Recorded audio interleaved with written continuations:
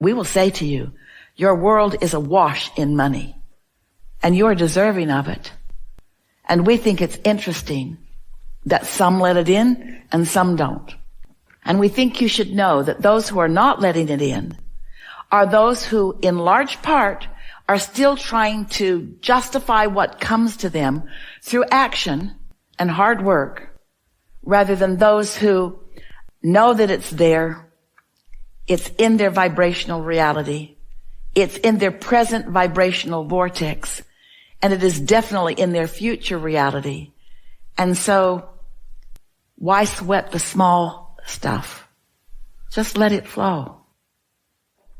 In some ways, it seems like you're maybe looking for some ideas that would give you comfort or soothe your concerns so that you could have a more positive expectation of some new ways to earn money. But think of what we're talking about here today. That is a much simpler approach. In your vortex is already your desire, your intention for abundance to flow.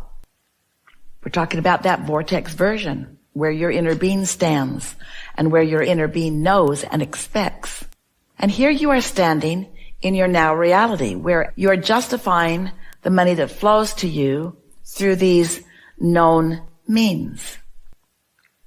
But what if you were able to accept that your desire, which you have asked, has already been given, and that the vibrational reality already exists, and that the process is already in motion? And what if you didn't need to know the specifics of it because you can't see them, so trying to see what you can't see just makes you doubt more? What if you took a conceptual approach to this? Maybe you might even call it an Einstein-like theoretical approach to it, where you just understand the laws of the universe as they exist, and you accept, you already know the existence of your inner being. You wouldn't be able to feel any emotions at all if there were not an inner being that you're playing off of. So you know so many things to be true. You know that your inner being exists and stands in a perspective of the gathering of cooperative components. So what if you just accept that that's already set in motion, instead of trying to figure it out and explain it and articulate it to make yourself feel better? You just accept it and you look forward eagerly to the surprise and delight of the ways that the universe delivers to you the abundance that you seek. A big part of what gets in the way of all of you, that keeps you from letting in things that you've asked for, is that you keep insisting on being so aware of your now reality, and when you can't see it, you keep at many levels of your conscious being denying it because you can't see it, when another part of you knows it. It's that part that knows it that you want to find resonance with.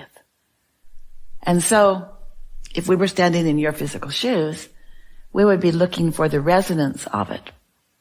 You could say things to yourself like, I'm sure that there are many people who are looking for what I'm looking for that have already found it.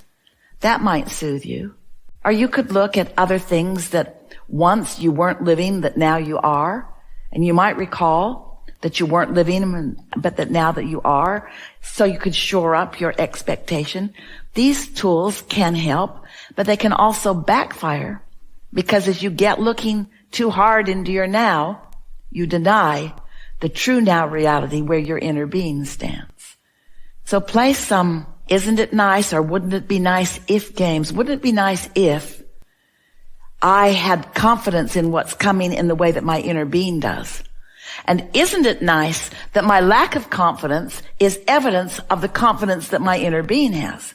And wouldn't it be nice if every time I feel doubt or lack of confidence, I say, wait a minute, this doubt couldn't exist if my inner being didn't have confidence. And wouldn't it be nice if you could practice yourself in to greater expectation of the universe surprising you and delighting you. Your world is awash in money. Your world is awash in abundance. And you are deserving of it. But you know what the word deserve really means? You're worthy. You should get it. You deserve it. You should get it. But it means more than that.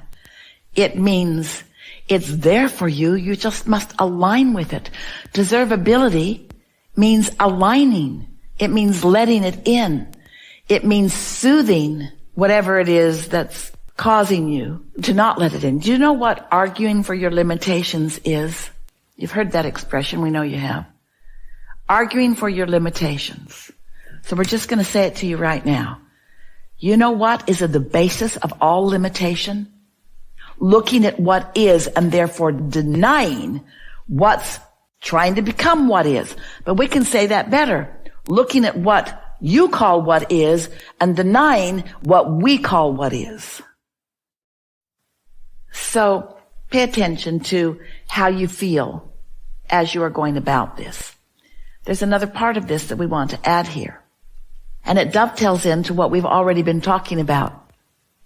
There's quite a bit within the human population of justifying your existence through behavior or action.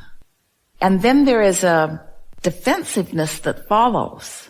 And so that's something that you really want to soothe. And it really ties in with what we are talking about that feeling of deservability. What it really comes down to is life gives each of you continuing opportunity to define your preferences. And so if you can say something as simple as, I take the path of least resistance to satisfy that preference, no resistance in that whatsoever. It's all right. And the reason that we are chewing over this, refining it more and more, is because you all, we love you so much, are mostly, we're talking to the human race, trying to justify your existence through action. We want you to enjoy your existence.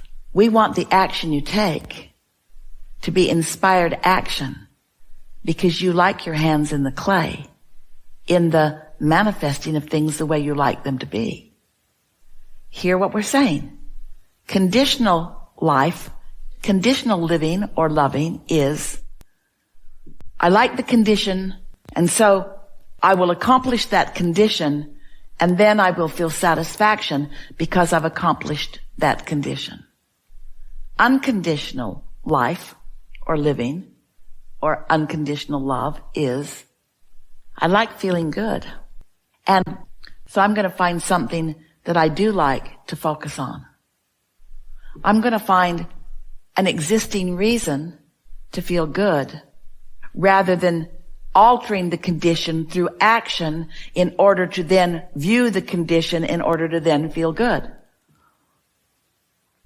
People through the years have asked us, Abraham, is it normal for all hell to break loose in your life once you start doing this work? And we say, yeah, it's normal for your bumps to start showing up once you start achieving true alignment, even though it may be sporadic, with your own inner being.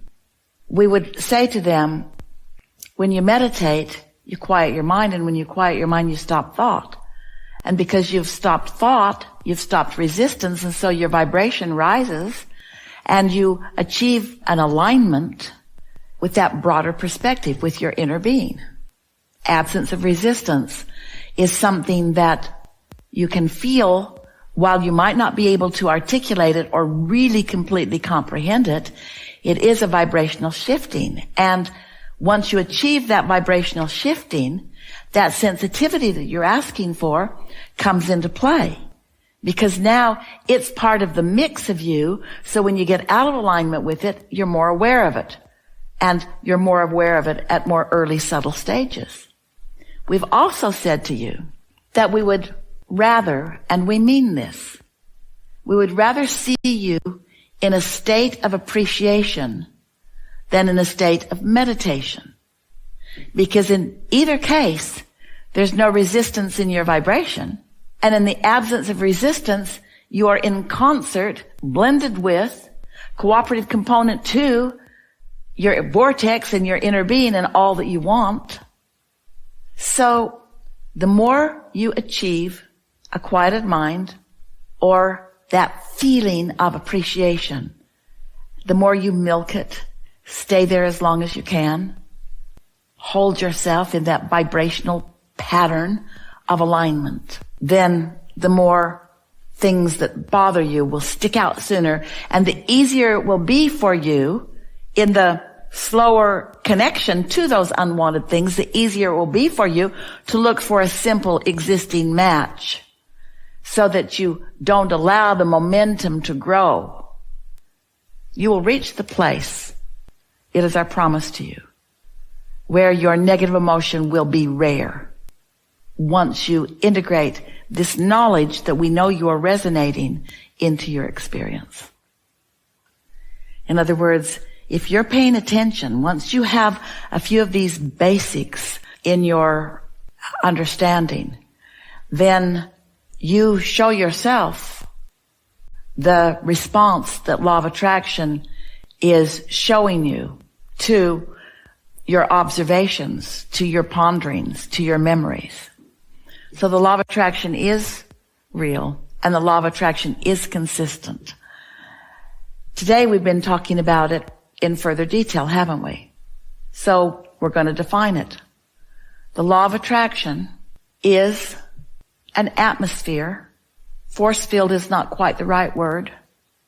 Attraction zone that is always operating. The law of attraction is a dynamic atmosphere. The law of attraction is a dynamic matching of vibration atmosphere. It's present in chemistry. It's present in astronomy. It's what keeps your planet spinning in its orbit, the relationship of planets to one another. The law of attraction is that basic, fundamental field. It is a field that everything that exists is responsive to. And you, as a vibrating, thinking consciousness, are continually walking into the field that is the law of attraction, that is responding perfectly and accurately to whatever is in the vicinity of that field. The people, even those that have passed through before, the people who were in that place that thought those thoughts, that field is responding to that. The most active response of the law of attraction is those who are presently focused and offering a vibration that is subjected to the law of attraction field. So if you are wanting to be a deliberate creator, your singular perspective or intention would be to present myself to this field in a way that is a vibrational match to what I really want and who I really am. And how do I know I'm doing that? I feel really good, so that I can then be the witness of the manifestations of the law of attraction doing its always perfect matching job. That was a step further into an understanding of law of attraction.